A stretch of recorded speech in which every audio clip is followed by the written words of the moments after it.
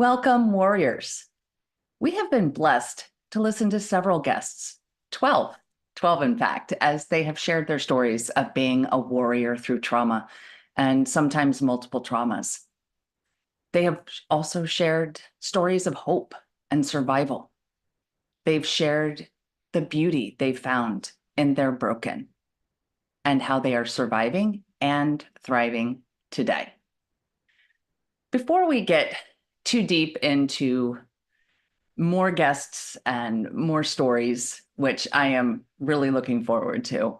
But I wanted to take a moment and look back at the 20 episodes the Warrior Words podcast has put out so far, and see what these amazing warriors have shared about how they are thriving today.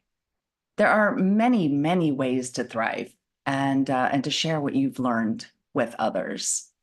So grab a tissue and reminisce with me on our first 20 episodes featuring 12 different guests and the ways they are thriving today. Let's rock. Does your past haunt you? Maybe you're in a storm that feels like it will never end. Are you fighting a battle that's rendering you hopeless? Maybe you feel like you're fighting alone, but your battle was not meant to be a solo endeavor. You were meant to be a warrior among warriors. My name is Heather, and I grew up thinking my battles were nobody's business until I found myself in an abusive marriage and felt cut off from all avenues of help. In this podcast, you will hear warriors' words. They will tell you of their battles, both won and lost, their journeys, and their lessons learned along the way. But we don't stop there. These warriors will share how they have applied those lessons to go from warrior to survivor to thriver. Whether it's an abusive marriage, illness, mental health crisis, or any number of traumas this world dishes out, these warriors will use their words to help you find the beauty in your broken, move beyond your battles, and become the thriver God created you to be.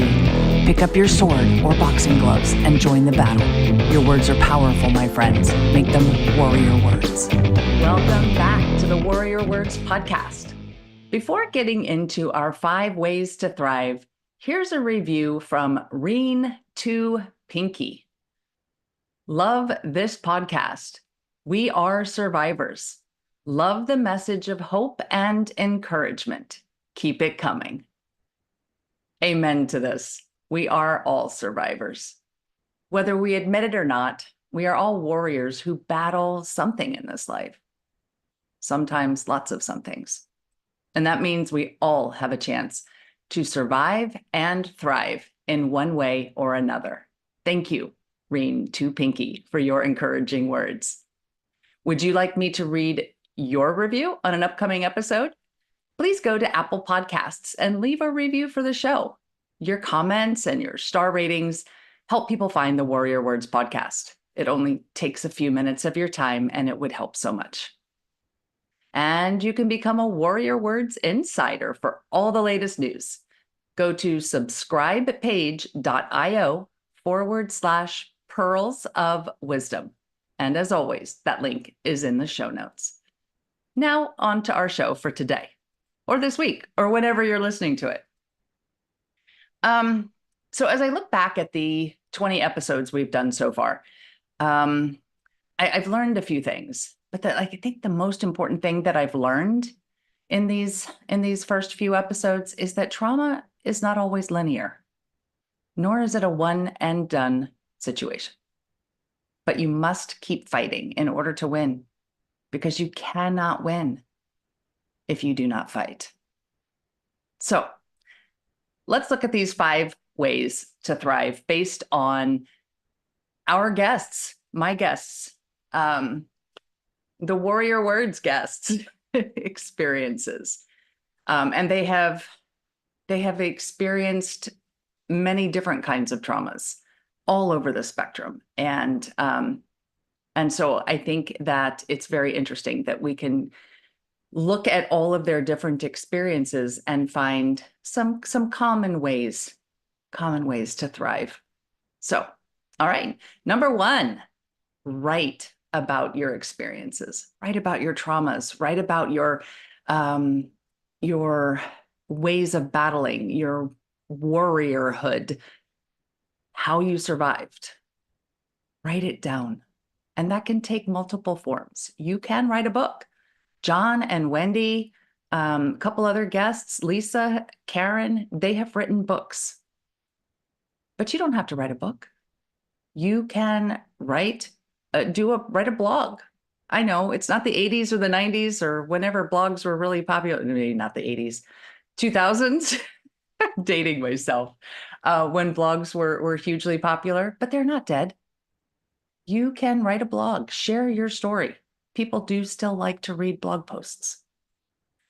You can journal. You can keep it private. Sometimes just the act of writing your story is healing. And you never know. You could decide to burn it and just have that healing be for yourself and helping you thrive personally. Or maybe that journal can become something of a legacy that you leave to your children and grandchildren. Number 2, use your voice.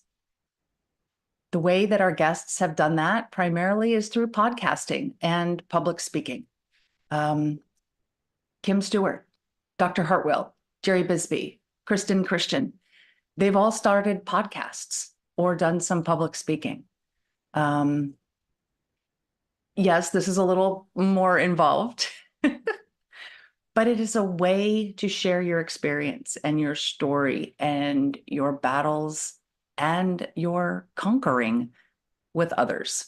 And as our review shared this morning, or as our review shared earlier, it's encouraging to others. Your stories are encouraging to others. That's kind of the point of this podcast, is to see hope in stories. And you can do that through your own podcast or through public speaking. Number 3, coaching. You can do coaching in a one-on-one setting, or you can do coaching in a group. It can be done live, like in person, or it can be done online. Liz Birkeland, Dr. Karen Silva, Cheryl Esch, Kathy Jo Lang, they all shared about how they are coaching others on what they've learned, on their experiences, helping them through their own battles. Coaching is a great way to go. And you might think that with coaching, you need to be an expert, you need to have licenses or certifications. And while those things are helpful and positive and good, you really only need to be one or two steps ahead of someone else to be able to coach them through where they are right now. If you think about Jerry Bisbee was talking about some 12-step programs, Al-Anon and Alcoholics Anonymous, and they encourage sponsorship. And you only have to be a few steps forward on the path to be able to help someone else with your story and with the steps you took. So coaching doesn't have to be a difficult thing. You could coach someone, maybe someone in your neighborhood.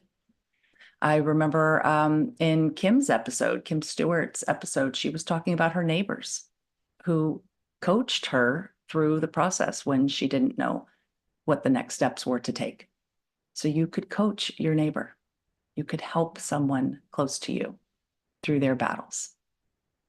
Okay, number 4, a program or course. You can take the lessons that you've learned and teach someone else. Maybe create an online course. Maybe do like the 12-week course that Andrea Lynn created. A 12-week program, I guess. Program, course, kind of interchangeable, but you could create something with the steps that you took. You create it once and you share it, and people can do it over and over again. And many people. This is something also that you can do in person and online.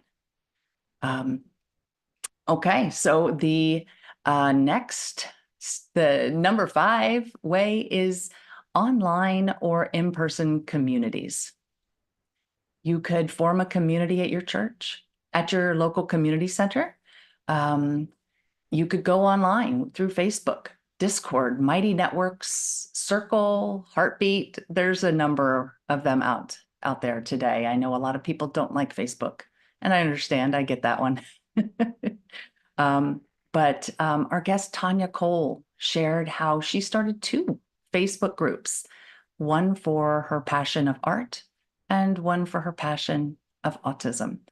And those groups bring people together where multiple people can share stories, can ask questions, can be guided.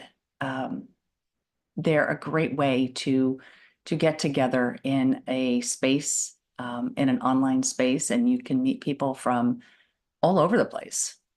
Or again, you can do it in your community, whether it's through your church or a community center. You can form a group where people meet and just get together and share stories. And I have a bonus. I have a bonus way to thrive for you. And that is small ways have big impact. Jerry Bisbee shared in her episode that she created, and I don't know if this was her exact phrase, but I took it to be a word wall, where she put blank pages on the wall and she wrote, "I am," and then listed, I think she said 30 words about each person in her family, and then finished it with, "I am enough." I think she also shared about creating bookmarks.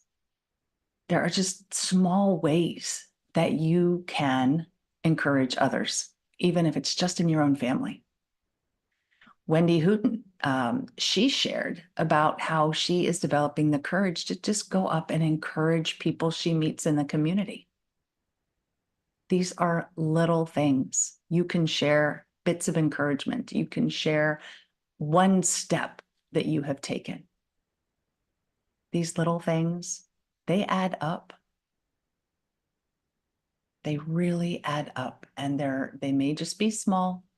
You may not think you're doing a lot, but sometimes it's that little thing that makes the biggest difference. Maybe you just smile at someone. Maybe you compliment someone, and you never know what that effect will have on that person for the rest of their day. So there you go. There's some 5 tips or 5 ways to thrive. And I wanted to take a moment and just talk a little bit about the book writing and the podcasting for a moment. They may seem like really, really daunting tasks. They are probably the most difficult of the ways to thrive that I've mentioned today. And they may seem impossible to do. But every single person, everyone who listens to this podcast, everyone has a story to tell. And the 12 brave people so far who have bravely shared their stories on this podcast, they are all ordinary humans, just like you and me. Their book or their podcast started simply as an idea. And they took a step, they took action, and they made it happen. But I'd be willing to bet they had a little help. A lot of us do not do all of this on our own. And so I just want to share a couple resources. One can be free, and one is a paid resource. But so for the books, I joined, and a couple other people have joined something called Author Ready. It is an online group put together by New York Times bestselling author Richard Paul Evans. And you can start with Author Ready for free. There is a free tier, and you can get started writing. It costs you nothing to get started with what he has to offer. And he has years and years of wisdom to share. Yes, there are paid tiers, but and I get nothing. I get absolutely nothing. No monetary compensation for sharing that with you. It is just a great program that a couple of my guests have also been a part of. And that's how I met them. And it's just a great, great opportunity. The other one is my own personal, not my own personal, but my own podcast coach is Stephanie Gass. And this one is a paid thing. She has 3 courses that you can, one, to learn what you might want to do, and then learn how to podcast. And so there's 3 courses that help you with that. I am an affiliate for Stephanie Gass. So if you do decide to join her program, then I will get a small commission and no extra cost to you. So, but those links, the Author Ready and the Stephanie Gass School, will be in my show notes so that you can check those out if you want to do that. So use your voice, warriors. Use your voice to help someone in your area of expertise. So, all right. So I'm going to recap. Not the 5 ways to thrive, but the 6 ways to thrive after surviving trauma. Number 1, write your story. Number 2, use your voice. Number 3, coach others. Number 4, create a program. Number 5, start a community. Number 6, do small things.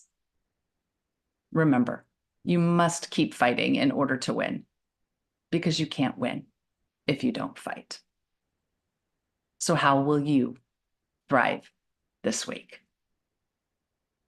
Until we meet again, armor up, fight the good fight, seek beauty, and make your words warrior words. God bless.